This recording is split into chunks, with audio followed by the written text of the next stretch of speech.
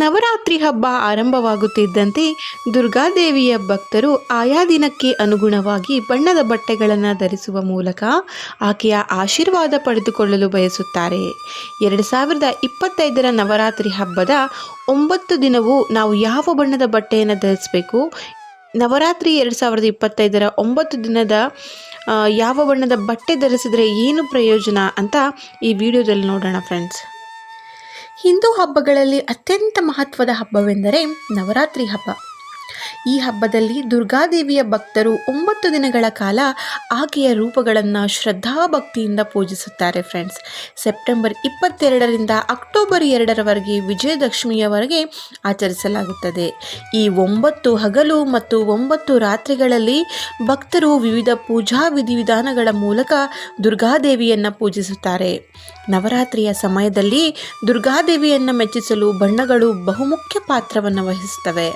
ಪ್ರತಿಯೊಬ್ಬ ವ್ಯಕ್ತಿಯು ದೇವಿಯ ಆಶೀರ್ವಾದವನ್ನು ಪಡೆಯಲು 9 ದಿನಗಳ ಕಾಲ 9 ಬಣ್ಣದ ಬಟ್ಟೆಯನ್ನು ಧರಿಸಬೇಕು ಅಂತ ಶಾಸ್ತ್ರದಲ್ಲಿ ಹೇಳಿದೆ ಫ್ರೆಂಡ್ಸ್.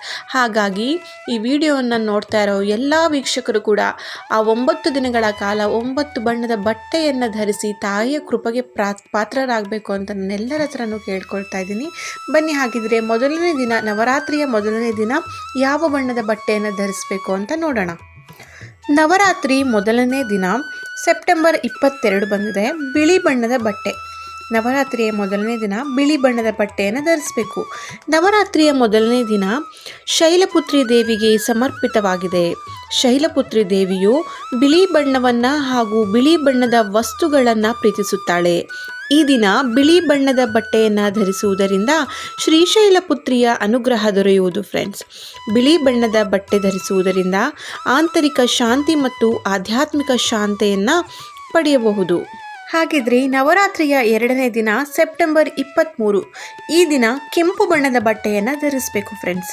2ನೇ ದಿನ ಬ್ರಹ್ಮಚಾರಿಣಿ ದೇವಿಯನ್ನು ಪೂಜಿಸಲಾಗುತ್ತೆ ಮತ್ತು ಕೆಂಪು ಬಣ್ಣವು ಆಕೆಯೊಂದಿಗೆ ಸಂಬಂಧವನ್ನು ಹೊಂದಿದ ಬಣ್ಣವಾಗಿದೆ. ಕೆಂಪು ಬಣ್ಣವು ಶಕ್ತಿ, ಉತ್ಸಾಹ ಮತ್ತು ಧೈರ್ಯದ ಬಣ್ಣವಾಗಿದೆ. ಈ ದಿನ ಕೆಂಪು ಬಣ್ಣದ ವಸ್ತ್ರವನ್ನು ಧರಿಸುವುದರಿಂದ ಮನಸ್ಸು ಮತ್ತು ದೇಹ ಚೈತನ್ಯವನ್ನು ಪಡೆಯುತ್ತದೆ ಫ್ರೆಂಡ್ಸ್.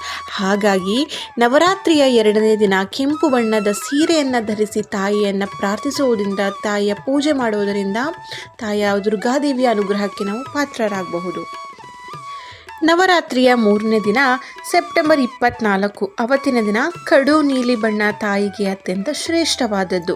ನವರಾತ್ರಿಯ 3ನೇ ದಿನದಂದು ಚಂದ್ರಘಂಟಾ ದೇವಿಯನ್ನು ಪೂಜಿಸಲಾಗುತ್ತದೆ ಮತ್ತು ಅವಳು ಕಡು ನೀಲಿ ಬಣ್ಣದೊಂದಿಗೆ ಸಂಬಂಧ ಹೊಂದಿದ್ದಾಳೆ. ಈ ಕಡು ನೀಲಿ ಬಣ್ಣ ಆಧ್ಯಾತ್ಮಿಕತೆ, ರಕ್ಷಣೆ ಮತ್ತು ಶಾಂತಿಯನ್ನು ಸಂಕೇತಿಸುತ್ತದೆ. ನೀಲಿ ಬಣ್ಣ ಶಾಂತಿ ಮತ್ತು ಸಂಪತ್ತನ್ನು ಕೂಡ ಪ್ರತಿನಿಧಿಸುತ್ತದೆ ಫ್ರೆಂಡ್ಸ್. ನವರಾತ್ರಿ 4ನೇ ದಿನ ಸೆಪ್ಟೆಂಬರ್ 25, ಹಳದಿ ಬಣ್ಣ ಬಹಳ ಪ್ರಶಸ್ತವಾದ ಬಣ್ಣ. ನವರಾತ್ರಿಯ ಹಬ್ಬದ 4ನೇ ದಿನ ಕೂಡ ಕೂಷ್ಮಾಂಡ ದೇವಿಯನ್ನು ಪೂಜಿಸುವ ಸಂಪ್ರದಾಯವಿದೆ. ದುರ್ಗಾದೇವಿಯ ಕೂಷ್ಮಾಂಡ ದೇವಿಯ ರೂಪವು ಹಳದಿ ಬಣ್ಣದ ಬಟ್ಟೆಯನ್ನು ಹಾಗೂ ಹಳದಿ ಬಣ್ಣದ ವಸ್ತುಗಳನ್ನು ಇಷ್ಟಪಡುತ್ತಾಳೆ. ಈ ಕೂಷ್ಮಾಂಡ ದೇವಿ ಇಷ್ಟಪಡುವ ಹಳದಿ ಬಣ್ಣವು ಹರ್ಷಚಿತ್ತತೆ, ಆಶಾವಾದ ಮತ್ತು ಹೊಸ ಆರಂಭಗಳನ್ನು ಪ್ರತಿನಿಧಿಸುತ್ತದೆ ಫ್ರೆಂಡ್ಸ್. ಮತ್ತು ನವರಾತ್ರಿಯ 5ನೇ ದಿನ ಸೆಪ್ಟೆಂಬರ್ 26, ಹಸಿರು ಬಣ್ಣವನ್ನು ಪ್ರತಿನಿಧಿಸುತ್ತದೆ ಫ್ರೆಂಡ್ಸ್. ಈ ದಿನ ಸ್ಕಂದಮಾತಾ ದೇವಿಯನ್ನು ಪೂಜಿಸಲಾಗುತ್ತದೆ ಮತ್ತು ಹಸಿರು ಬಣ್ಣವನ್ನು ಅವಳ ನೆಚ್ಚಿನದು ಎಂದು ಪರಿಗಣಿಸಲಾಗುತ್ತದೆ. ಹಸಿರು ಬಣ್ಣವು ಬೆಳವಣಿಗೆ ಮತ್ತು ಸಾಮರಸ್ಯವನ್ನು ಪ್ರತಿನಿಧಿಸುತ್ತದೆ. ಹಾಗಾಗಿ ನವರಾತ್ರಿಯ 5ನೇ ದಿನದಂದು ಹಸಿರು ಬಣ್ಣದ ಬಟ್ಟೆಗೆ ಹೆಚ್ಚಿನ ಪ್ರಾಶಸ್ತ್ಯತೆ ಇದೆ ಫ್ರೆಂಡ್ಸ್. ನವರಾತ್ರಿಯ 6ನೇ ದಿನ ಸೆಪ್ಟೆಂಬರ್ 27, ಈ ದಿನ ಬೂದು ಬಣ್ಣವನ್ನು ಪ್ರತಿನಿಧಿಸುತ್ತದೆ. ಬೂದು ಬಣ್ಣವು ಮನಸ್ಸಿನ ಶಾಂತಿ ಮತ್ತು ಏಕಾಗ್ರತೆಯನ್ನು ಸಂಕೇತಿಸುವ ಬಣ್ಣವಾಗಿದೆ. ಕಾತ್ಯಾಯಿನಿ ದೇವಿಯನ್ನು ಪೂಜಿಸುವಾಗ 6ನೇ ದಿನ ಈ ಬಣ್ಣದ ವಸ್ತ್ರವನ್ನು ಧರಿಸುವುದರಿಂದ ಭಾವನೆಗಳನ್ನು ಸ್ಥಿರಗೊಳಿಸಲು ಹಾಗೂ ಆಲೋಚನೆಯನ್ನು ಸಮತೋಲನಗೊಳಿಸಲು ಸಹಾಯ ಮಾಡುತ್ತದೆ ಫ್ರೆಂಡ್ಸ್. ನವರಾತ್ರಿಯ 7ನೇ ದಿನದಂದು ದುರ್ಗಾದೇವಿಯ ಕಾಳರಾತ್ರಿ ರೂಪವನ್ನು ಪೂಜಿಸುವ ಸಂಪ್ರದಾಯವಿದೆ ಮತ್ತು ಈ ಶುಭ ದಿನದಂದು ಕಿತ್ತಳೆ ಬಣ್ಣವನ್ನು ಅವಳಿಗೆ ಸಮರ್ಪಿಸಲಾಗಿದೆ. ಕಿತ್ತಳೆ ಬಣ್ಣವು ಶಕ್ತಿ, ಉತ್ಸಾಹ ಮತ್ತು ಸಕಾರಾತ್ಮಕತೆಯನ್ನು ಸಂಕೇತಿಸುತ್ತದೆ. ಈ ಬಣ್ಣವು ಉಷ್ಣತೆ ಮತ್ತು ಶಕ್ತಿಯನ್ನು ಸಹ ತರುತ್ತದೆ. ನಾವು ಕೂಡ ನವರಾತ್ರಿಯ 7ನೇ ದಿನದಂದು ಕಿತ್ತಳೆ ಬಣ್ಣದ ಬಟ್ಟೆಯನ್ನು ಧರಿಸುವುದು ಉತ್ತಮ. ನವರಾತ್ರಿ 8ನೇ ದಿನ ಸೆಪ್ಟೆಂಬರ್ 29 ನವಿಲು ಹಸಿರು ಬಣ್ಣ. ಈ ದಿನದಂದು ಮಹಾಗೌರಿಯನ್ನು ಪೂಜಿಸಲಾಗುತ್ತದೆ. ಈ ನವಿಲು ಹಸಿರು ಬಣ್ಣವು ಅವಳ ನೆಚ್ಚಿನ ಬಣ್ಣವಾಗಿದೆ. ಆದ್ದರಿಂದ ನವರಾತ್ರಿಯ 8ನೇ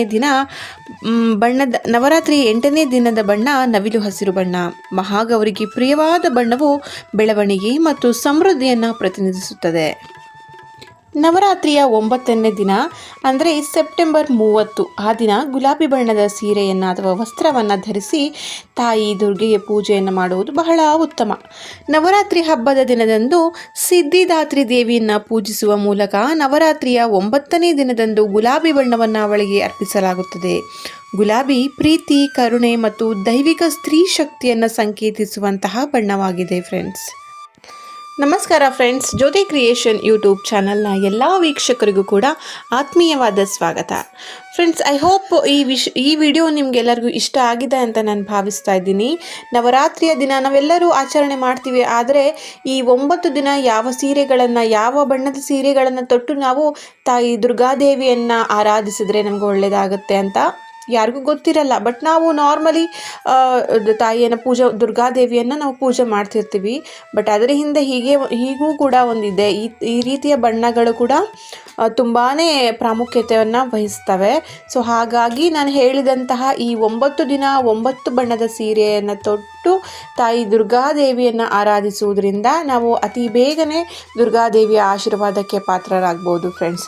ಐ ಹೋಪ್ ಈ ವಿಡಿಯೋ ನಿಮಗೆ ಇಷ್ಟ ಆದರೆ ದಯವಿಟ್ಟು ವಿಡಿಯೋಗೊಂದು ಲೈಕ್ ಕೊಟ್ಟು ಜ್ಯೋತಿ ಕ್ರಿಯೇಷನ್ ಯೂಟ್ಯೂಬ್ ಚಾನಲನ್ನು ಸಬ್ಸ್ಕ್ರೈಬ್ ಮಾಡ್ಕೊಳ್ಳಿ. ಹಾಗೆ ವಿಡಿಯೋವನ್ನು ನಿಮ್ಮ ಫ್ಯಾಮಿಲಿ ಫ್ರೆಂಡ್ಸ್ ಗ್ರೂಪ್ ಜೊತೆಗೆ ಶೇರ್ ಮಾಡಿ ಸಪೋರ್ಟ್ ಮಾಡಿ ಫ್ರೆಂಡ್ಸ್. ಮತ್ತೊಂದು ವಿಡಿಯೋದೊಂದಿಗೆ ನಾನು ನಿಮ್ಮನ್ನು ಭೇಟಿ ಆಗ್ತೀನಿ. ಅಲ್ಲಿವರೆಗೂ ಜ್ಯೋತಿ ಕ್ರಿಯೇಷನ್ ಯೂಟ್ಯೂಬ್ ಚಾನಲ್ನ ಎಲ್ಲ ವಿಡಿಯೋಗಳನ್ನು ವಾಚ್ ಮಾಡ್ತಾ ಇರಿ. ಧನ್ಯವಾದಗಳು.